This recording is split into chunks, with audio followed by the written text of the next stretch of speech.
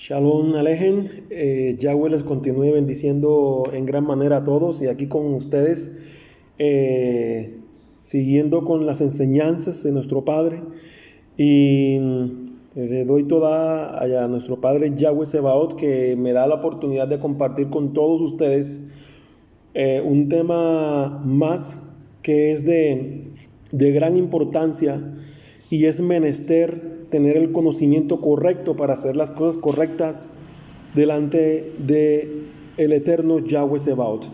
Este tema al cual les voy a compartir en este momento es acerca de la Tevilá.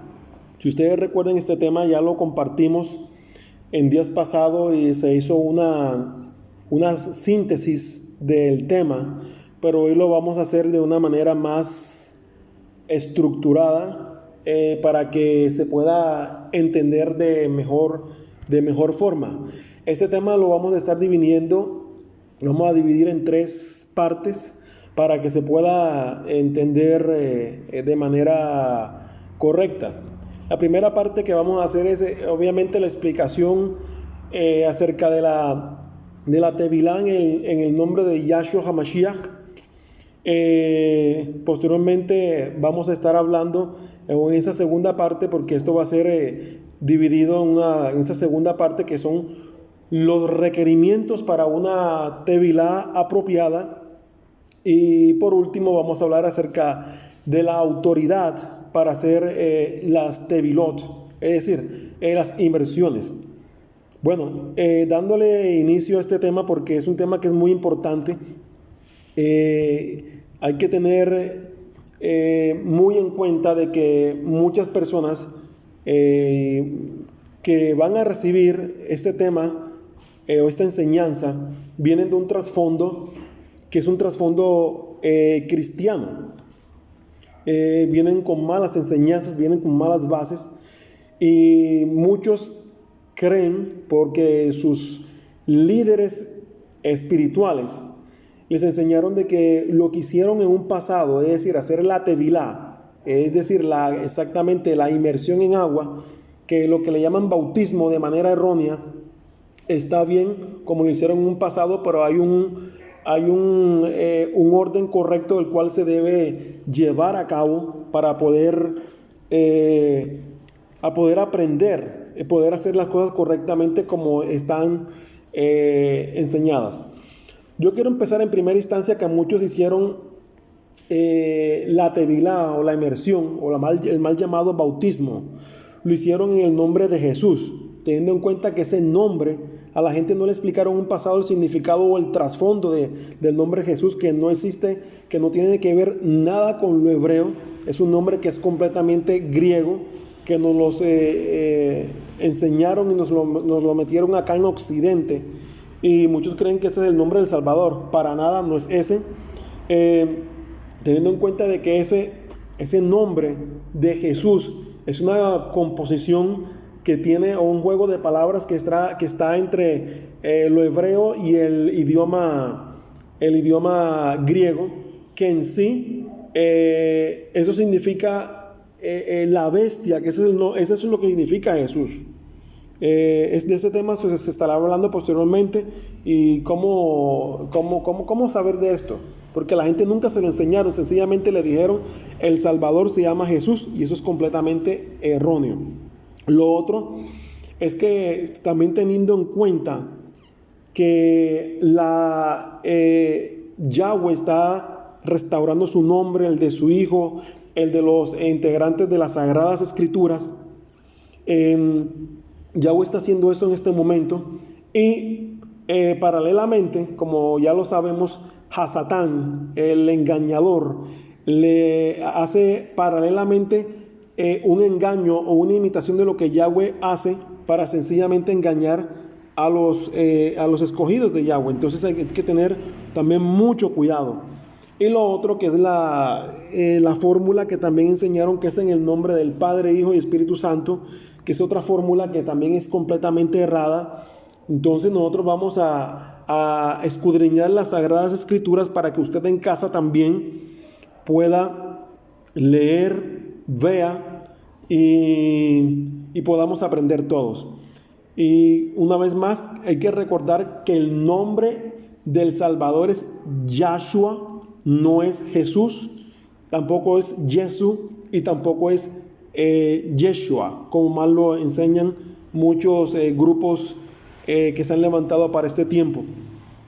¿Por qué digo esto? Porque recuerden que el nombre del Padre es Yahweh, el apócope o la forma corta del nombre del Padre es Yah, y él dijo, mi nombre estarán en los hijos de Israel. Por eso ustedes es que ve a los nombres de los profetas que tienen implícito el nombre de Yahweh, Yermiyahu, Ishayahu, ¿sí?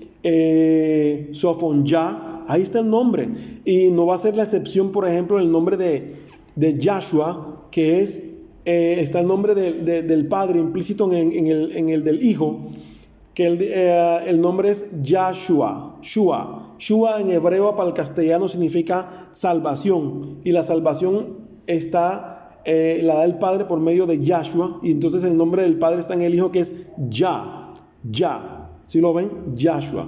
Entonces ahora sí, entrando en el tema, en la primera parte de este tema, tenemos que este tema es muy importantísimo acerca de la inmersión en agua, y muchos de los que, como ya se dijo, de los que están escuchando este tema o explicación del mismo por primera vez, vienen obviamente de un trasfondo que es completamente cristiano.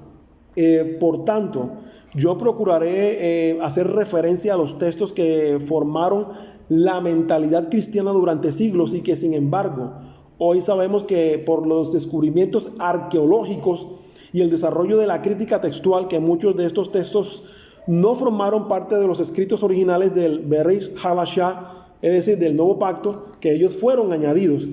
Y en la emuná, es decir, la fe ivrí, en la emuná, en la fe hebrea, la inmersión puede tener diferentes propósitos y puede realizarse en diferentes ocasiones. Y muchas veces, no solamente una vez. Cuando el Sheliach Shaul, el mal llamado Pablo, él habla de una emuná, es decir, de una fe y una inmersión.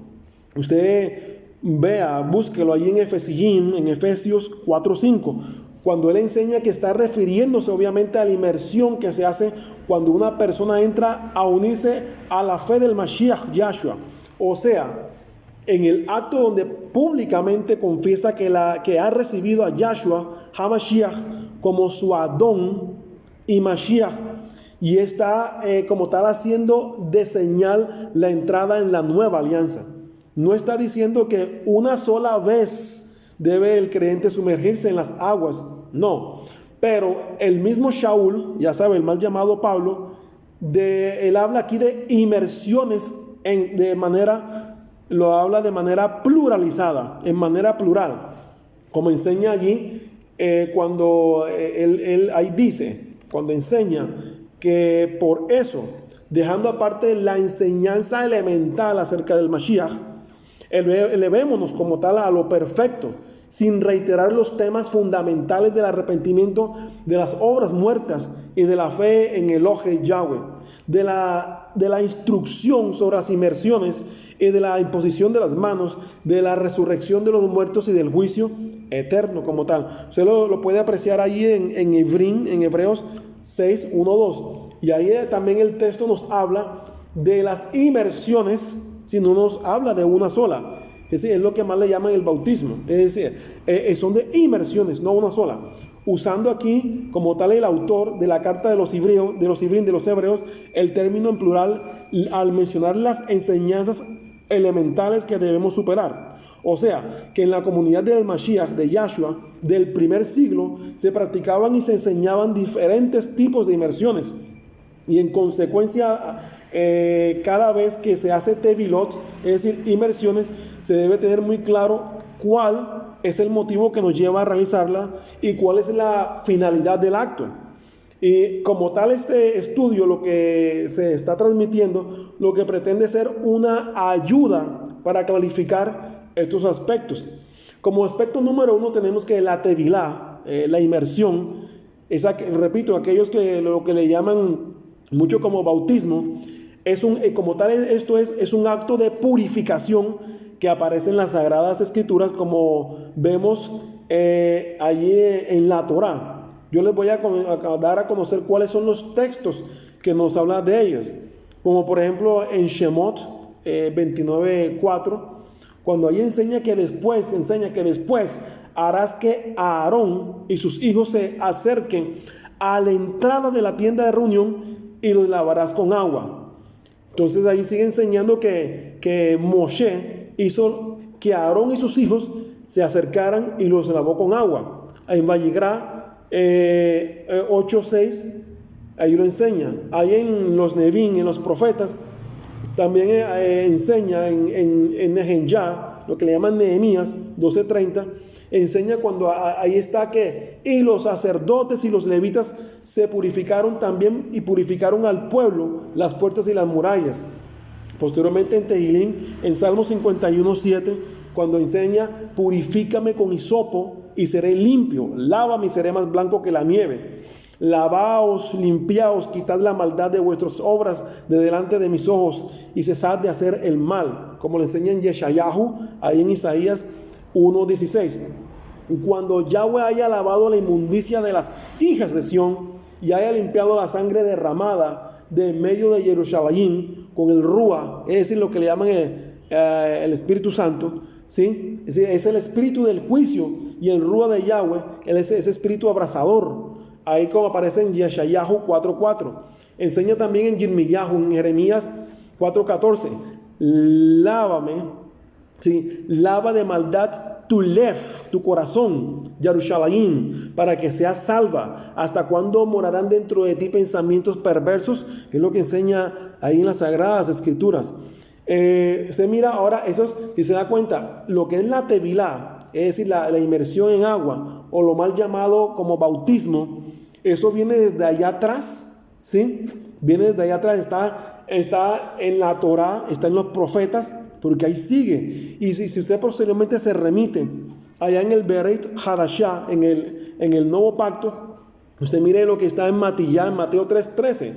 Mire que ahí enseña que cuando dice Yahshua, dice que entonces Yahshua llegó de Galilea al Jordán, a donde estaba Yohanan, para ser inmergido por él. Sí, ya saben que Yohanan es el que más le llaman Juan. Y viene una pregunta: ¿qué diremos entonces? ¿Continuaremos en pecado para que la gracia abunde? De ningún modo. Nosotros que hemos muerto el pecado, ¿cómo viviremos aún en él? ¿O no sabéis que todos los que hemos sido inmergidos, es decir, los que fueron sumergidos en agua, en Yahshua el Mashiach, hemos sido inmergidos en su muerte? Es la pregunta. Por tanto, hemos sido sepultados con él por medio de la inmersión para muerte, a fin de que como Mashiach Yahshua resucitó de entre los muertos por la gloria del Abba, así también nosotros andemos en novedad de vida. Eso es como le enseña en Romanillín, en Romanos 6:1-4. Para santificarla, habiéndola purificado por el lavamiento del agua con la palabra. Búsquelo y verá que lo va a encontrar en Efesios 5:6.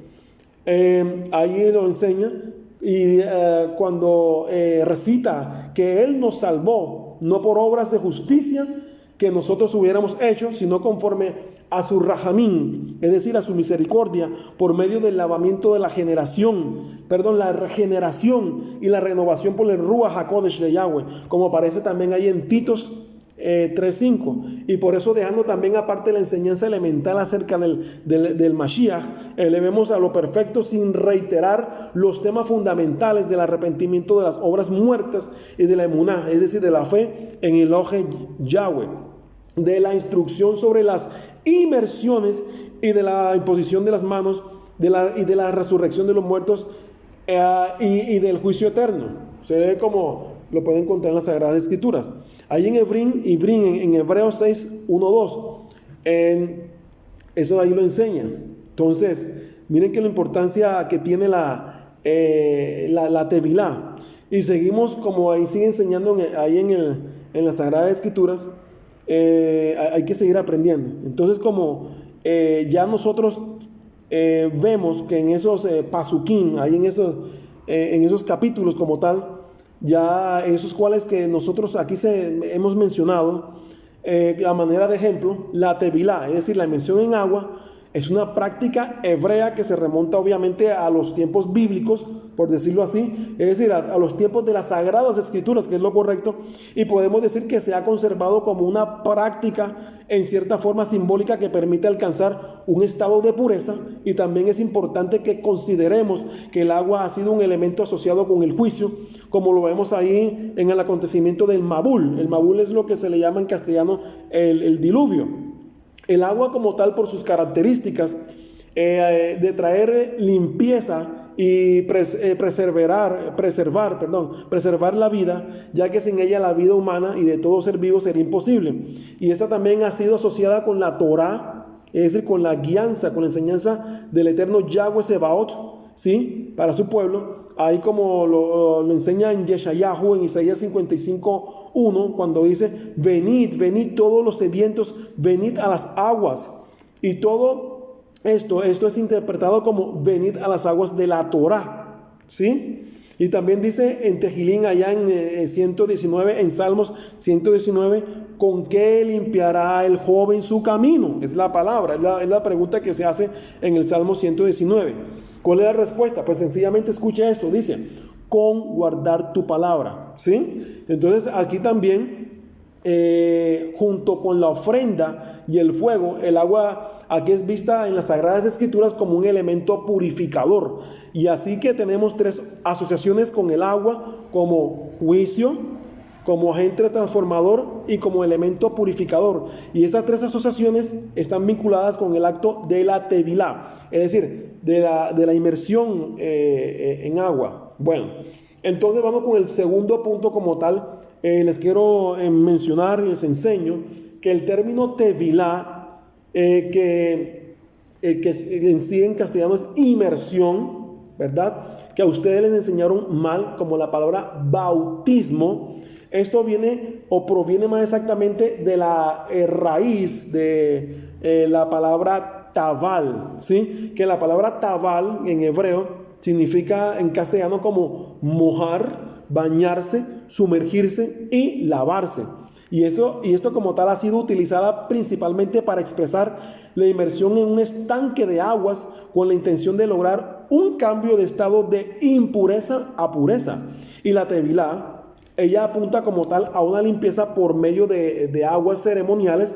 Dentro de la tradición cristiana se le ha denominado con la palabra bautismo, como les había dicho, que proviene de una palabra griega, que la palabra como tal es baptizo, y la cual fue tomada del mundo antiguo, es decir, hace mucho tiempo atrás, donde esta hacía referencia. Escuchen esto, esta palabra hacía referencia, ya en este momento no, hacía referencia a la labor de sumergir, de meter bajo las aguas, escucha esto, las telas durante el proceso del teñido, en el cual el objetivo como tal era el de cambiar el color de la tela. No había otra palabra como tal en el idioma griego para poder expresar el acto de la tevilá en el mundo hebreo como un acto ceremonial de purificación. Si se da cuenta cómo a ustedes le engañaron, cómo le metieron mucha basura en la cabeza, entonces las cosas debemos hacerlo de manera correcta. La Torá como tal, ella nos enseña ahí en Vallegrá, en 15:16, cuando enseña que cuando un hombre tenga una emisión seminal, lavará todo su cuerpo en agua y quedará impuro hasta la tarde, ¿sí? Entonces, aquí estar puros no solo se refiere al hecho de las contaminaciones o suciedades físicas, las cuales pueden ser adquiridas en diversas formas, sino que también ha de entenderse como una necesidad de nuestra conciencia y nuestra alma, ¿sí? Estar limpios, sea de impureza física o por alguna falta o forma de pecado, es algo indispensable para poder presentarnos nuestro servicio ante Yahweh Sebaot. Y como enseña ahí en Tejilín 24, en el Salmo 24, recordando cuando enseña, comenzando con la pregunta: ¿quién puede subir al monte de Yahweh? ¿Quién puede estar en su lugar Kadosh, apartado? ¿Y la respuesta cuál es? Recuerden, solo el de manos limpias y corazón puro. Ahí sigue el resto. Entonces, hasta aquí, de manera corta, yo les voy a dar esta primera parte. Luego, para seguir con los requerimientos para una buena inmersión